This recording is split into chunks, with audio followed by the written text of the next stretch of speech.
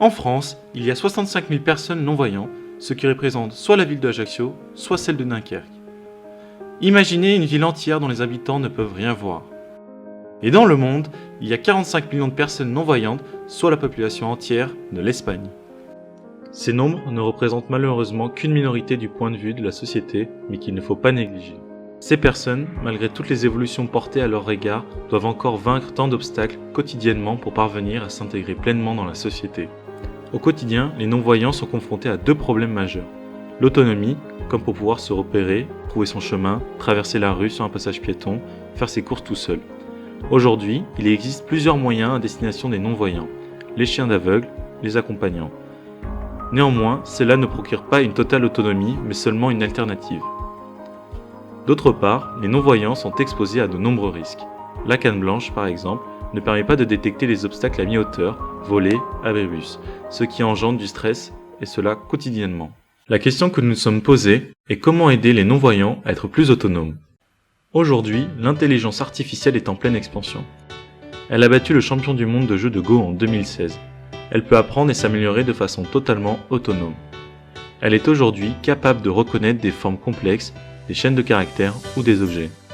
Le développement de l'intelligence artificielle offre de nombreuses opportunités, et particulièrement pour réduire les handicaps.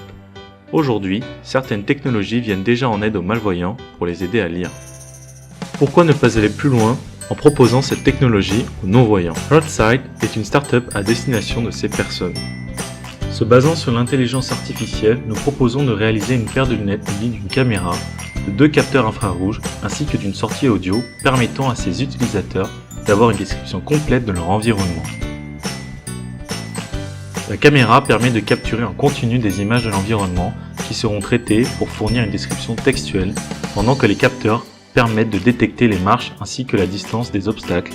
Le résultat est ensuite transmis à l'utilisateur par voie orale à travers un dispositif audio à conduction osseuse qui lui permet de continuer à entendre totalement le monde qui l'entoure. Les lunettes sont reliées à l'ordinateur miniature via un câble de liaison. Celui-ci est lié à l'application mobile grâce à une liaison Bluetooth. L'ordinateur sert donc d'interface entre les lunettes et le smartphone. La caméra de Heartsight a une résolution de 5 mégapixels et est connectée à un serveur basé chez nous. La caméra capte en continu les images et les envoie sur le serveur en utilisant une connexion de type 4G, 3G issue du mobile de l'utilisateur. Chaque image est traitée par le serveur et est transformée en un texte en utilisant l'intelligence artificielle que nous avons développée. Les données issues des capteurs résultant d'un danger immédiat sont traitées sur l'appareil pour plus de sécurité. Enfin, le dispositif se charge de retransmettre le résultat à l'utilisateur. L'appareil pourra s'adapter à chaque utilisateur à travers des modules lui permettant plus particulièrement de s'intéresser à certaines informations comme par exemple détecter les feux ou les passages piétons. Nous sommes allés à la rencontre des personnes non-voyantes pour affiner notre projet sur le plan technique. Cela a été très productif, car ça nous a permis de nous axer sur des problèmes dont nous n'avions pas conscience au départ, comme la lecture de panneaux de rue par exemple. Techniquement, ce projet est un véritable challenge, qui offre une infinité de possibilités d'évolution à partir d'un hardware contenant seulement 3 capteurs. Avec l'intelligence artificielle, nous sommes en capacité de faire s'améliorer la qualité de la reconnaissance continuellement. Nous nous sommes initiés à l'utilisation des réseaux de neurones à convolution pour les besoins de ce projet, et les résultats que nous avons pu obtenir en quelques jours sont saisissants. On voit ici s'afficher à l'écran le texte produit en temps réel. Le programme extrait des images à intervalles réguliers pour les soumettre à l'intelligence artificielle. Nous entraînons le modèle pour reconnaître en priorité certains objets afin d'obtenir les fonctionnalités souhaitées pour notre système. Concrètement, notre programme consiste dans un premier temps à extraire du texte descriptif à partir d'une image qui se fait en utilisant le logiciel Torch pour l'intelligence artificielle et en utilisant le code Noratok 2 en open source qu'on a su adapter. La deuxième phase consiste à transformer ce texte en voix qui se fait grâce au code FreeTTS sur Java et aux voix disponibles sur Mverola. Pour le moment, nous sommes en phase d'intégration de tout cela.